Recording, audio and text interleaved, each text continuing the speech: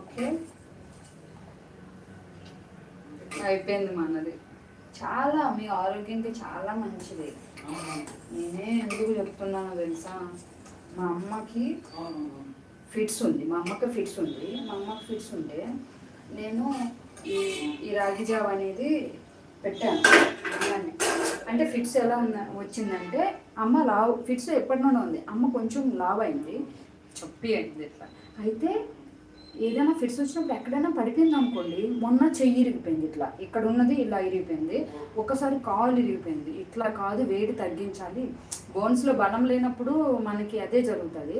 అందుకోసమని ఎలాగైనా తనకి మనము మంచి హెల్దీ ఫుడ్ ఇస్తే బాగుంటుందని నేను కంపల్సరీ 3 వీక్స్ అండి, 3 వీక్స్ నేను ఊళ్ళో ఉండి ఇలానే రాగి జావ తాగించాను.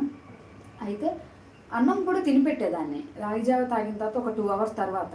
అయితే అమ్మ ఇంచక్క తగ్గిపోయింది. ఇప్పుడైతే నాకన్నా కొంచెం లావుగా ఉంది. చాలు, ఇంకేం కావాలి.